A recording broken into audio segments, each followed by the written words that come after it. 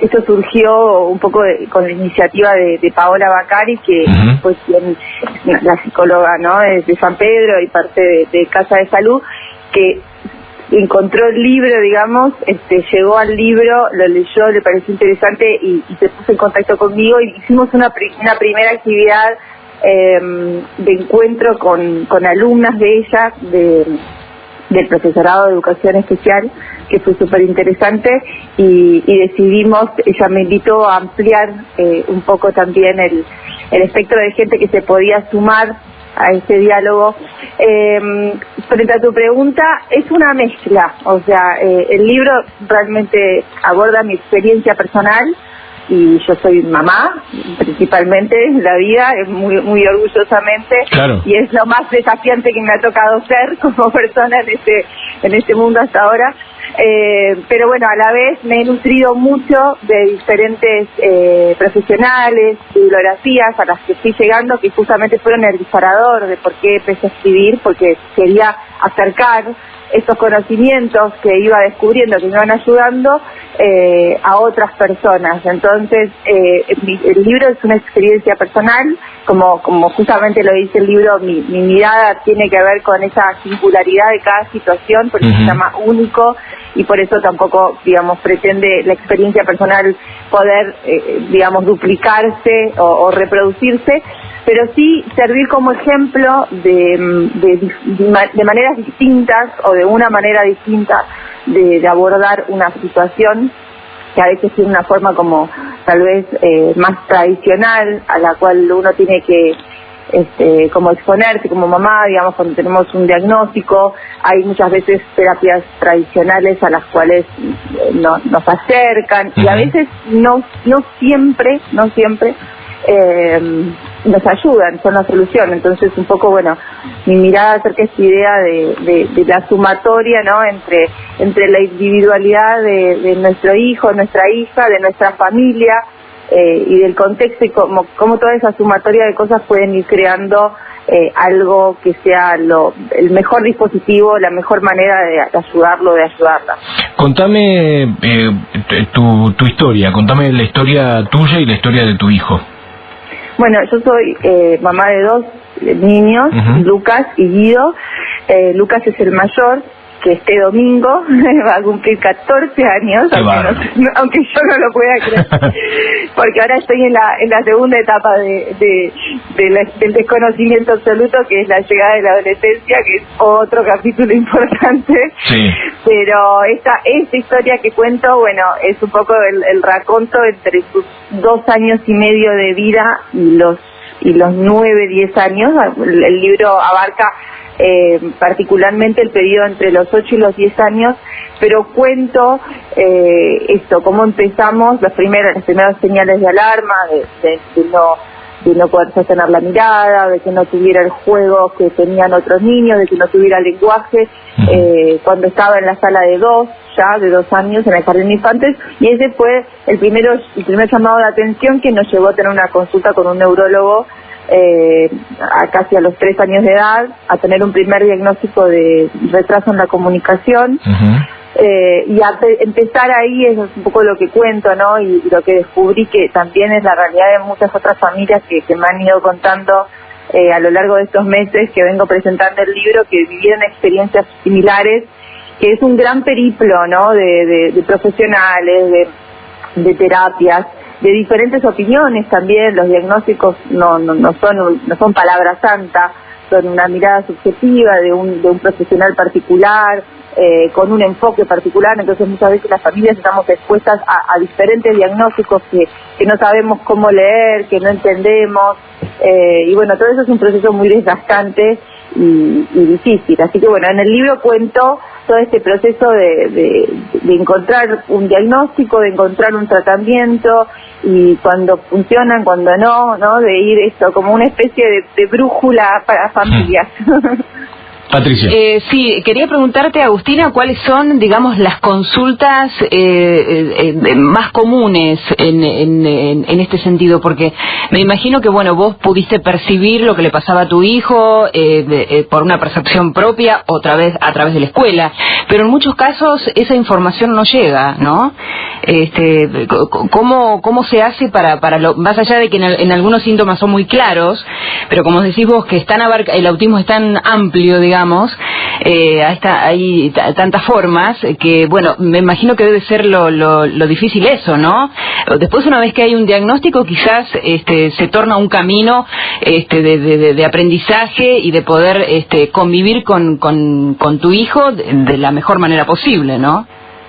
Sí, bueno, tu pregunta, sí, me parece que es clave porque primero que nada, en la primera edad, bueno, hay muchos conceptos que se mezclan.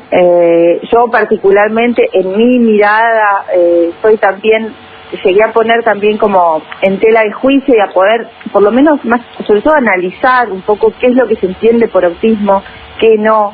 Y ahí también hay todo un camino de búsqueda, ¿no? Porque no hay una única manera de ver las cosas, incluso eso a nivel académico y profesional, no todos los profesionales coinciden sobre estas denominaciones, sobre el manual diagnóstico, sobre cómo se diagnostica. Pero primero que nada, me parece que lo importante es entender que muchas veces las dificultades de desarrollo o de poder, digamos, seguir los parámetros de la normalidad de la infancia son confundidos con la mala crianza, ¿no? Con la culpa es suya porque vos no lo educás, la culpa es suya porque grita mucho y no lo pones en penitencia. Y yo pasé por toda esa etapa, entonces digo, eso sí me parece que también yo estoy en contra un poco de lo como siempre patologizante, ¿no? De pensar que todos tienen un trastorno, diagnosticar muy rápido, porque a veces tiene que ver con la individualidad de cada niño, ¿no? O sea, no quiere decir que haya que ponerle una etiqueta que muchas veces también es traumática y se siente de por vida. Pero sí creo que lo más importante es que cuando hay un neno, una nena chiquito que necesita ayuda, que la pasa mal, que la crianza es difícil, bueno, pedir esa ayuda a profesionales que sobre todo además nos enseñan otras herramientas para afrontar esa cotidianidad, que no sea ni con violencia, ni con retos, ni con enojo. Eso es muy importante porque, bueno, o sea, cada persona necesita diferentes apoyos y diferentes ayudas, como todos nosotros, ¿no? En diferentes momentos de su vida, y eso no quiere decir que vas a estar de por vida. Entonces, sí me parece que, como decías, en mi caso tampoco lo pude ver tan rápido, fue la escuela que me lo marcó, pero es importante pedir ayuda y no pensar que las cosas se arreglan, digamos, a la antigua. Claro, No es cuestión de gritar y enojarse. Un nene que tiene dificultades para leer o para escribir o para hablar o para dejar los pañales o para simplemente hacer lo que uno le pide, o para levantar la mirada o para hacerte caso, no son cuestiones que se arreglen con enojo, ¿no? Con retos. O sea, hay que ver cuál es la dificultad y cómo ayudarlo. En este sentido, ¿cuánto influye el entorno para bien y para mal? Trasladando tu experiencia, obviamente que es intransferible, pero que me imagino que puede ayudar también. Cuando hablo del entorno escolar, hablo del entorno de amigos, hablo del entorno familiar. ¿Cómo lograr que todos vayan en la misma sintonía a la hora de encarar un proceso de estas características? Wow, tu pregunta es todo. O sea, es muy difícil y es todo, porque hay dos aspectos. Esta coherencia que decías es muy complicada de llevar. Claro. Muchas veces los diferentes enfoques se cruzan y uno como mamá no entiende nada. Para que te des una idea, por ejemplo, o sea, en general, muchas veces los consultorios externos tienen una mirada donde entienden todos estos trastornos de una forma. Y la escuela, por ejemplo, trabaja con psicólogos y con equipos que tienen una mirada psicoanalítica, que conciben todas estas problemáticas de otra manera distinta, donde no se entienden los profesionales entre sí muchas veces. Entonces, digamos, la coherencia en el equipo es súper importante. La coherencia en la familia, eso que decíamos, ¿no? Que de repente hay un tío, un abuelo, un primo que te dice, no, pero a este chico lo que le falta es un poco de disciplina. Claro. No, o sea, eso entra todo el tiempo y es una de las cosas más difíciles, entre padre y madre, es muy complicado, muchas veces las miradas son diferentes sobre qué es lo que necesita un niño y lo que yo puedo comunicar como mamá y como ser humano después de todo ese camino, que lo que siempre necesita un niño en cualquier caso es paciencia, es amor, es tolerancia, es respeto, y desde ahí se puede uno acercar, ¿no? Y entender cuál es la dificultad. Y después está el entorno más extenso, que como hablábamos, ¿no? de la sociedad, de los niños, o sea, todo el trabajo que hay que hacer para entender esto. El libro que se llama Del autismo a la neurodiversidad, porque también esto es internacionalmente, cada vez se tiende incluso a nombres o a patologías como la que antes no se consideraba una patología, como el autismo, hoy se considera una condición. Claro. Y está esta tendencia a poder comprender lo que antes muchas veces se diagnosticaban como patologías, como enfermedades, y ahora se está entendiendo que hay una diversidad también en la manera en que nuestros cerebros funcionan, procesan y se desarrollan, y que hay un montón de posibilidades que no son patológicas, que son distintas, y que no son los de esto, se llama lo neurotípico, que sería la mayoría, y lo neurodivergente, que es lo que sale de la mayoría. Claro. Y dentro de lo neurodivergente, que es lo neurodiverso, hay, obviamente, que yo soy mamá y paso por situaciones muy complejas, o sea, no todo es color de rosa, no es simplemente decir, bueno, soy neurodiverso y está todo bien. No, hay un montón de problemáticas y dificultades a afrontar. Pero hay otros aspectos que son diferencias de mi hijo que no encajan tal vez en la sociedad, pero que son parte de quién es él. Entonces el respeto que tienen los niños, el respeto que tienen los maestros, el respeto que tiene la sociedad en general y la tolerancia hace un cambio total para poder vivir con eso y para poder ir avanzando como familia. Agustina, ¿en qué medida ayuda y en qué medida complica o transforma en una caricatura la popularidad de series como The Good Doctor o como ¿cómo se llama la que están haciendo ahora acá? El Doctor Milagro. ¿Ayuda? ¿No ayuda? ¿Ayuda a instalar el tema? ¿En realidad termina siendo un perjuicio? ¿Cómo lo ves? Mira, para mí es complicado, es como un arma de doble filo, ¿no? Yo creo, o sea, yo hace poco leí un libro en esto que digo, ¿no? Trato de acercar cosas que, por supuesto, muchas veces parten del instinto o uno sintoniza, pero que también he leído de profesionales y de enfoques. Hay un médico norteamericano que fue parte de los que creó una de las versiones, de las últimas versiones del manual diagnóstico, que es el manual que se usa para diagnosticar todos estos trastornos, y él habla, ¿no?, del peligro de la epidemia, lo llama él, la epidemia diagnóstica y la popularidad. Y frente al autismo, él también tiene una mirada a eso muy compleja, donde por un lado ayuda, como decías vos, o sea, en un lado populariza, y cuando populariza hace que sea más simple, porque la gente escucha y no tiene tanto miedo, escucha y acepta, y eso es cierto.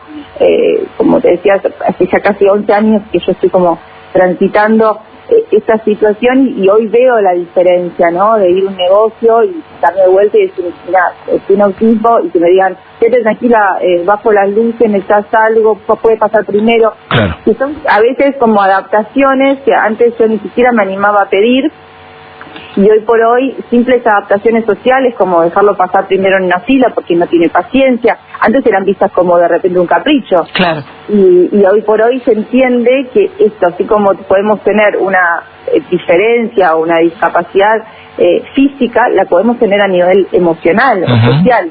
Y entender esa diferencia en nuestras emociones y en nuestra sociabilidad es muy importante. Pero, por otro lado, en realidad me parece que el problema también tiene esto de que cada vez cualquier pequeña diferencia se le pone el nombre de. Claro. ¿No? Él justamente habla, hay una cuestión también ahí con el diagnóstico, que hace unos años se unió lo que se llamaba autismo clásico, que es más el estereotipo o la imagen tal vez que, por lo menos que yo tenía, ¿no? Cuando me dijeron, me nombraban autismo, y yo decía, no, autismo es una persona que no tiene lenguaje, que está... hay incluso una película de Bruce Willis. Sí, autismo era Rainman en ese momento, Dustin Hoffman. Sí, o la de Bruce Willis con el niño que descifra un código y que es autista y que bueno, ahí vos te dabas cuenta. Eso era el imaginario colectivo de lo que era el autismo. Era un estereotipo, digamos. Totalmente. Lo que pasa es que en realidad yo también me decía, pero ¿cómo puede ser que tengamos actividad? Pero también él cuando escuchás a los médicos y escuchás todo el avance y la historia, digamos, del concepto del autismo, viene de ahí y ha evolucionado. Que a los 60 se diagnosticaba a esos niños con autismo y era el autismo severo, el autismo clásico. Después existe lo que durante mucho tiempo se consideró síndrome de Asperger, el síndrome Asperger, que tiene que ver con una sociabilización distinta con personas que tienen a veces un talento o un área o un nivel cognitivo alto, pero que son como raros, básicamente, raros para socializar, y esa, digamos, denominación se unió a lo que antes se consideraba el trastorno del autismo clásico, y hoy por hoy es esa palabra que se llama trastorno del espectro autista, TEA, que ahora también se cambió a veces a SEA, porque es condición del espectro autista, que es como una especie de abanico, amplio, muy amplio, que de un extremo al otro del abanico es casi como si entráramos de un extremo al otro todos nosotros. Sí, un abismo. Claro, es un abismo, tal cual, es un abismo. Entonces, en la manera de diagnosticar hay 3 niveles como de severidad o de complejidad. Digamos, el menos severo se llama como de alto funcionamiento, que mi hijo podría entrar dentro de esa idea, donde es un niño que tiene lenguaje, que tiene un nivel cognitivo normal, pero que después tiene un montón de otras particularidades. A veces tienen una sensibilidad sensorial más acentuada, a veces tienen un interés restringido, un interés muy intenso por alguna área y otras áreas no les importan, no pueden poner la atención. Pero bueno, como te digo, viste, esto te da, pueden entrar amigos tuyos seguramente. Sí, claro. Si es por eso, seríamos todos conocemos a gente que responde a esas características. Totalmente. ¿No? Bueno, dicen que hoy, yo hace poco hablaba con un amigo y me contaba, cada vez en Estados Unidos también se está diagnosticando cada vez más a adultos que no habían sido nunca diagnosticados y se los diagnostica de adultos. Digamos, tiene su lado bueno y su lado malo. Cuando tal vez abre y facilita la vida de una persona, le da acceso a un apoyo o le da acceso a más comprensión y tolerancia del entorno, a mí me parece que está bueno. Ahora, la pregunta a hacerse es, ¿necesitamos ponerle una etiqueta a la gente para poder hacer eso? Digo, para que puedan recibir ayuda o para ser más tolerantes con ellos. Eso me parece que, bueno, es el camino que como sociedad tenemos que ir desarmando, pero si hoy por hoy es lo que se necesita para que esas personas estén mejor y más integradas en la sociedad, bueno, bienvenido. Seguro. Te agradecemos enormemente, Agustina, que nos hayas dedicado este tiempo para poder charlar con nosotros. Estamos invitando a todos aquellos que quieran seguirlo, que obviamente que quieran profundizarlo, que quieran conocer, que quieran a lo mejor también intercambiar su experiencia. Por supuesto, sí. La idea, perdona, disculpa que me interrumpa, me encanta, la idea es que sea está anunciado como una presentación, pero la idea es que sea un diálogo y que participemos y que charlemos entre todos de lo que pueda llegar a sumar para seguir acompañando a nuestros hijos y nuestras hijas. Por supuesto, va a ser vía Meet. El código de ingreso lo pueden encontrar en las redes de Casa de Salud, porque si lo digo acá por radio es como que se va a complicar. No va a quedar en la cabeza. Lo van a encontrar ahí. Es mañana a las 7 de la tarde. Exacto, y también en nuestras redes, que es @únicoaprendizajes de una madre. Perfecto, repetilo, así la gente toma nota. En Facebook y en Instagram es @únicoaprendizajes de una madre.